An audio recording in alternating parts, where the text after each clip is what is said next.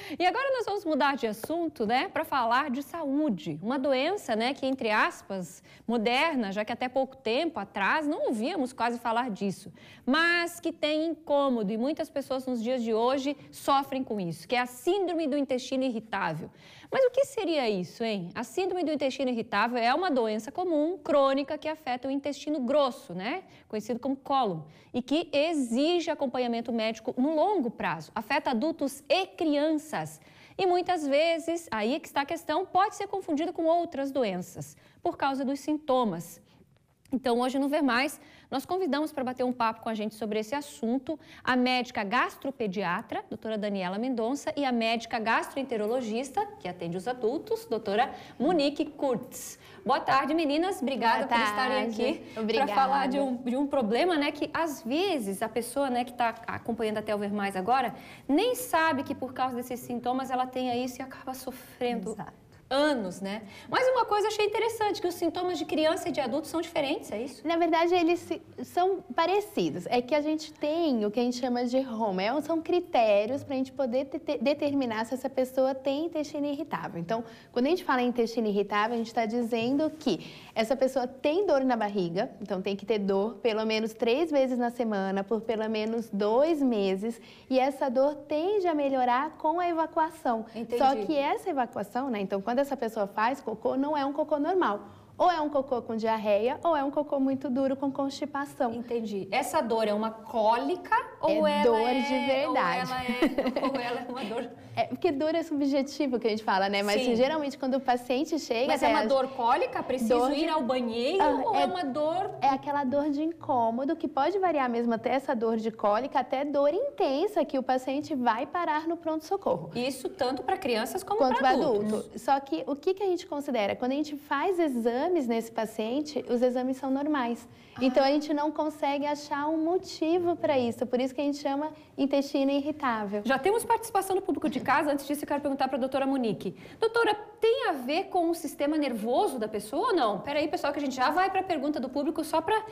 Tem a ver ou não? Tem muito a ver. Porque eu já sei que tem a ver com o que a pessoa come, mas tem a ver também com o que ela sente? Sim. Hoje a gente sabe que existe um eixo, que a gente chama de eixo cérebro-intestino.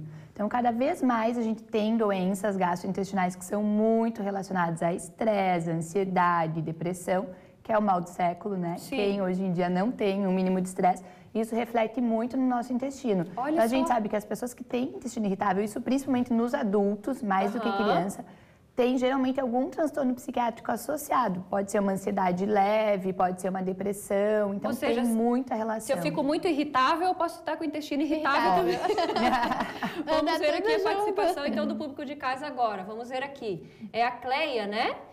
O que fazer quando uma criança tem muita dificuldade para ir ao banheiro e nada do que os médicos repassam resolve? Isso tem relação com a síndrome, doutora Daniela? Pode ter, mas normalmente a gente pede para procurar um gastropediatra para fazer o tratamento adequado, para investigar se essa constipação, né, que esse intestino preso tem alguma causa. Porque às vezes a gente considera funcional. Funcional é quando não funciona direito mesmo.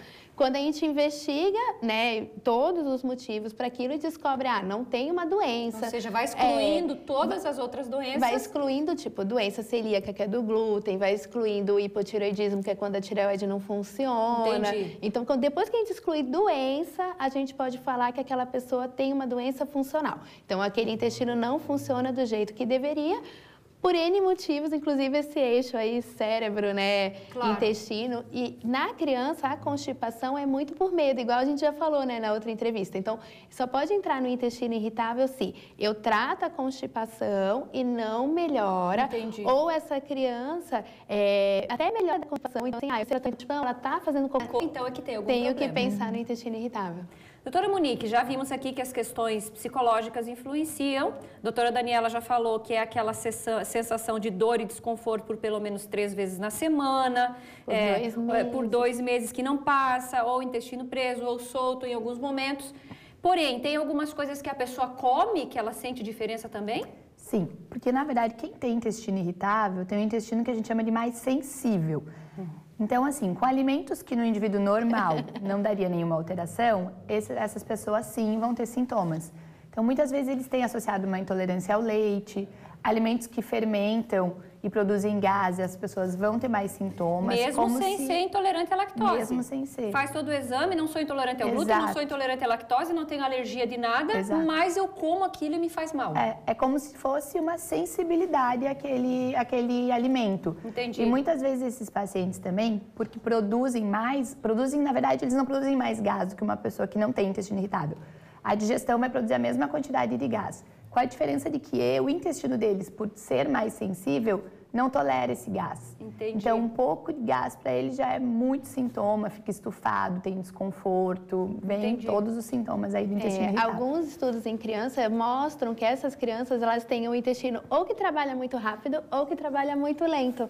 Entendi. Mas que seria teoricamente normal para outra pessoa, mas para aquela pessoa que tem intestino irritável tem uma sensibilidade diferente. Claro. E acaba sentindo, por exemplo, tem gente que come feijão não sente nada. Sim. E tem gente que come feijão, a barriga, né? Estufa. Tanto é que na criança, no intestino irritável, há uma predominância de diarreia. Então, geralmente são crianças com dor abdominal e com diarreia crônica. Entendi. Mas que não perdem peso, que no geral estão bem, mas que em alguns momentos essa dor atrapalha a vida. Olha só, que interessante. Vamos agora partir para a parte boa, né? Porque a gente falou aqui de tudo. Eu já descobri que nas crianças é diferente dos adultos. Doutora Monique, quem tem a síndrome do intestino irritável, está diagnosticado, ou seja, o que fazer? Tem cura? Tem como viver bem com isso ao longo da vida? Então, é uma doença crônica, que geralmente vem em crises, intercalado com períodos em que a pessoa fica muito bem. Essas crises têm muita relação com período de estresse, de ansiedade, privação de sono. Então, antes de pensar em qualquer medicamento, o primeiro tratamento é, claro, procurar um médico para conseguir fechar esse diagnóstico. E a partir desse momento, mudança de estilo de vida. Tem uma coisa que eles sempre orientam, não trabalhar em programa de plantão. Então, um médico que tem intestino irritável está perdido, por exemplo, né? Porque é uma indicação do tratamento, assim, que tem que evitar esse sistema de plantão. Por causa do estresse. Por causa do estresse. Então, assim, vem toda essa mudança dietética, o que eu sempre oriento os pacientes. Você vai ter que começar a prestar atenção no que você come e não cai bem. Porque não existe uma lista. Às vezes eles vêm com uma lista do Google lá, não posso comer isso. Mas às vezes para mim não é aquilo, para outra pessoa é.